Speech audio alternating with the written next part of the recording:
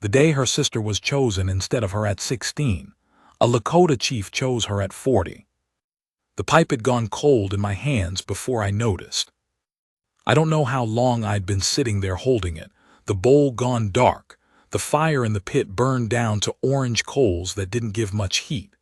Outside, the camp was quiet the way it gets just before the dogs start again, that held breath between midnight and the hour before dawn when everything waits. I wasn't thinking about anything in particular, just holding the pipe.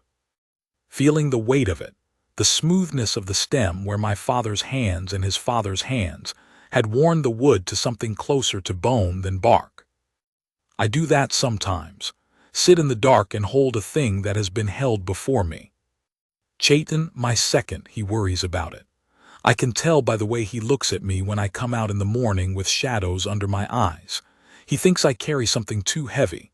He's not wrong, but he's also not right, the way a young man is never entirely right about what an older one is holding. I set the pipe down on the elk hide, lay back, listened to the camp settle. I was 53 years old that spring, chief of my band for 11 years. My wife Winona had been gone for 6, fever, 3 days and she was gone, and I remember thinking when they told me that I had never once told her plainly what she was to me. I'd shown her, I'd provided, I'd come home every time I left. But I had never said the words because we didn't, because you didn't have to, because a man like me shows it in what he does. And then she was gone and I never got to. You carry that. It doesn't break you. It just sits in the chest somewhere behind the ribs and you go on. 11 years as chief. You learn what the work costs. You learn what you give up. You learn that the people see you as something solid and you have to be that thing whether you feel it or not. There are mornings you wake up and you are tired, not in your body but further down in the place where the tiredness lives that sleep doesn't touch. And you get up anyway because people are counting on you. And that's all right. That's the bargain. I made it with open eyes. What I did not plan for was Magiska. She came back to the band in the late autumn. Her husband had died, a man from another band further north, a man I'd known only by reputation, and she had no children and her mother's sister was still with us, so she came back. I knew who she was. I'd known her family since I was young. She was some years younger than me, maybe 5 or 6, though looking at her you might not have guessed. She had a still quality about her, not sadness, not hardness. Something closer to a tree that has grown into its own shape and doesn't need anything to lean on. I remember the first time I saw her after she came back. She was at the river, washing something, and she looked up when I rode past, and she looked at me the way a woman looks at you when she's not pretending, just straight and clear. Then she went back to what she was doing. I rode another quarter mile before I thought about her again. I knew the story, the way you know stories in a small band where nothing is fully private. When she was 16, there had been a young man, a warrior from a neighboring band, some rank to him, some promise, and he had come to her family to speak of her. And her father had brought her out, and the young man had looked at her, and then he had looked at her younger sister, who was 14 and very beautiful in that bright, obvious way of a girl who doesn't know yet what she has. And the young man had chosen the sister. I don't know what was said afterward. I don't know how Magiska carried it. I know she married eventually, that she went north with the other man, that she was gone for many years. I know the sister had a different life, not necessarily a better one. These things are never simple. But I knew the shape of it. The thing that had happened to her at 16, in front of her own family, in front of the man who should have seen her and didn't. I am not a man who thinks much about other people's hurt. I tend to my own people. I solve the problems in front of me. I don't spend a lot of time imagining inner lives. But I thought about that. I thought about what it does to a person being looked through at 16, whether you ever entirely stop waiting for it to happen again. She stayed through winter. I noticed her the way you notice a thing that keeps appearing at the edge of your sight, not intrusively, just there, at the fire, at the river, walking through camp with that straight back and that unhurried step. She didn't seek me out. She didn't avoid me either. She just existed in the camp the way she existed everywhere in her own complete way. It was Chayton who said something first. He's 28, he thinks he's subtle. The widow, he said one evening, not looking at me, working leather with his hands. She's a capable woman. She is, I said. Silence. Strong, he said. Yes. More silence. He turned the leather over. You've been watching her, he said. I notice things, I said. It's my job. He smiled at the leather, didn't say anything else. He knew better. But he wasn't wrong. What I noticed specifically, the way she handled a horse, not showing off, not rough, just economical, like she'd worked with horses all her life and didn't need to prove it to anyone. The way she talked to the older women, patient, interested, she didn't perform interest, she actually had it. The way she looked at the children, not with hunger, not with sorrow, but with a kind of level warmth that didn't need anything back from them. And the way she looked at me when she looked at me, which was that same straight, clear look.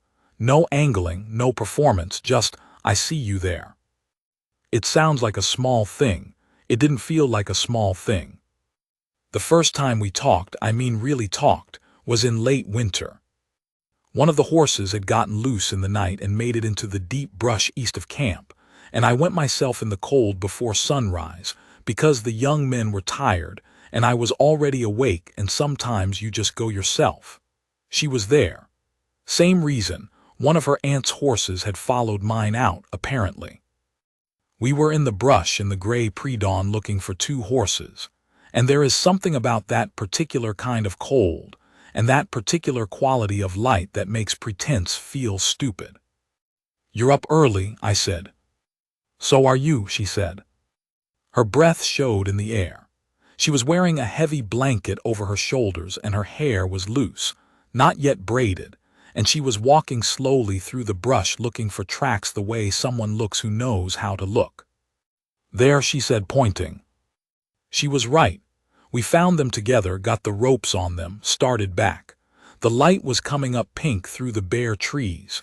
She walked beside me and neither of us said anything for a while, which was fine. It wasn't uncomfortable. She said, I remember your wife. I didn't answer immediately. She was kind, she said. When I was young, before I left, I remember that. She was, I said. Another silence. I was sorry, she said, when I heard. I believed her. There was nothing in the way she said it that wanted anything from me. No threading of a needle, no leading anywhere. Just a plain thing said plainly. Thank you, I said. We brought the horses back. She went one way, I went another. I stood outside my lodge for a moment in the cold morning air and looked at nothing in particular. Something had shifted. I didn't know yet what to do with it. Spring came slow that year. The band moved to the summer ground in stages, and there was the usual work of it, the usual decisions, the usual disagreements. One young man with a grudge against another that I had to manage before it became something uglier. A family whose tent poles had rotted over winter and needed help replacing before the next rain. The ordinary labor of keeping people together and alive and at peace with each other. I have done it long enough that most of it is just doing, not thinking. The way a man who has split wood for 30 years doesn't think about the axe. I was thinking about Magiska. Not obsessively, not like a young man, but the way you think about a thing that has gotten into you quietly through a side door and is now just there, solid as furniture. I thought about the horse in the brush. I thought about the way she said she was kind asterisk about Winona with no angle to it. I thought about that straight, clear look and what it means when someone looks at you that way, not at what you are to them, not at what they might get, but at you. Just the actual you. I am a chief. People look at me all the time, and they're looking at the chief mostly. The thing I represent. The thing I can do or decide or be. It is a particular kind of loneliness that you don't complain about because you chose it, and because complaining about it is its own form of weakness. But it is there. The space between the man and the position. Most people never step into that space. They don't know it exists. She looked at me like she knew it existed. I didn't know what to do with that either. In the early summer, she helped me. I don't mean she did me a favor. I mean she saw something I was doing wrong and she told me.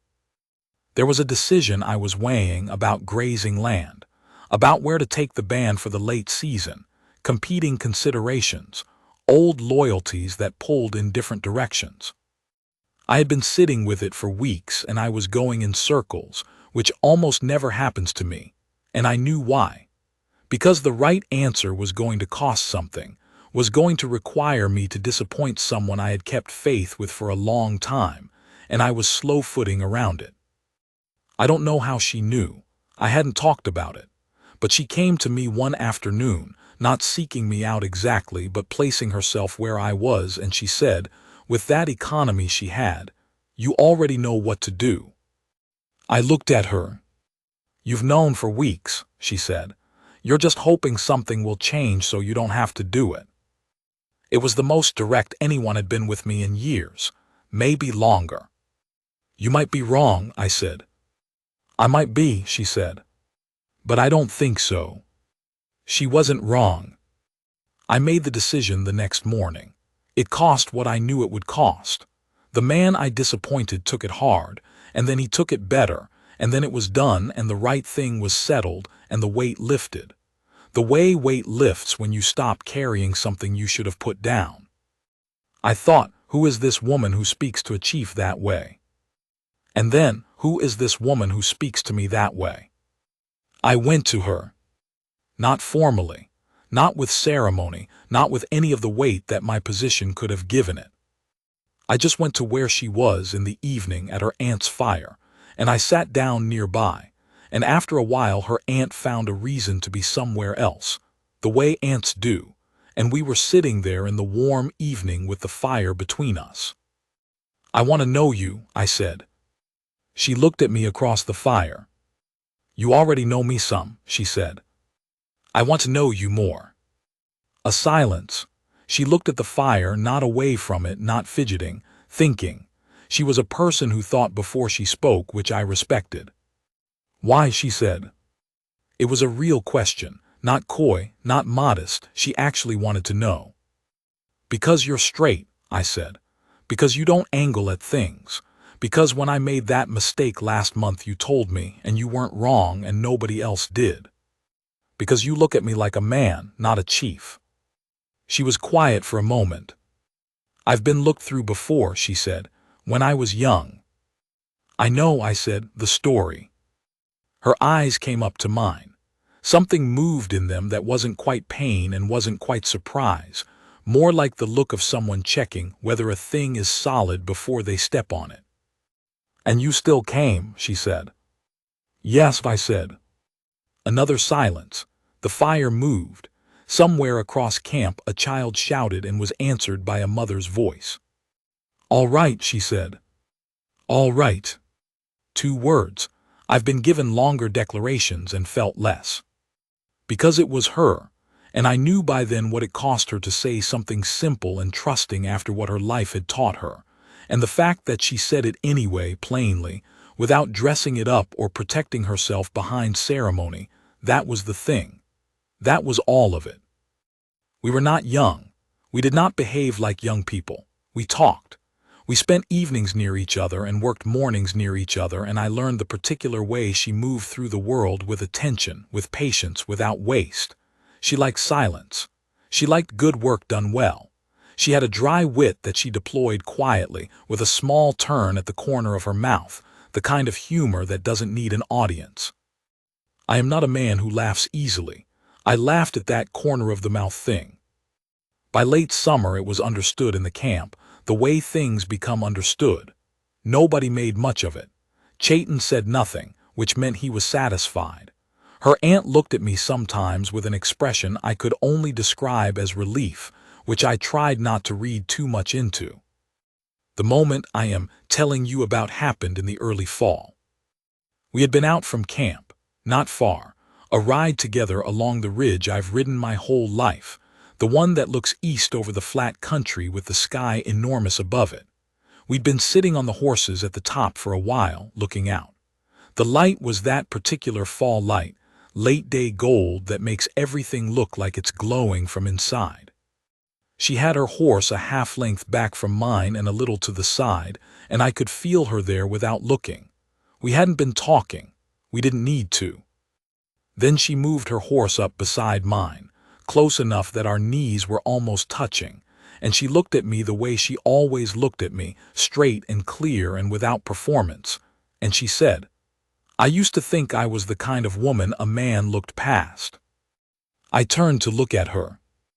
"A long time ago," she said, "I thought that. I thought it must be something in me." "It wasn't," I said. "I know," she said. "I worked that out eventually." A pause. "But it takes a long time to work out, even when you know it in your head." She was looking out over the flat country now, her profile against that gold light. The lines of her face, the set of her jaw, which I had come to know the way you know a thing you've looked at 1,000 times and are still not tired of looking at. "You don't look past me," she said. "No," I said. "That's not nothing," she said. "That's not small." I didn't answer. There wasn't anything to answer with. She was right, and she knew she was right, and we were past the point where I needed to tell her. She reached out then, put her hand on mine where it rested on my thigh, not gripping, just there. Her hand on my hand, warm against the fall air, and she kept looking out over the flat country with that level look she has, that complete undemanding look, and I looked out too.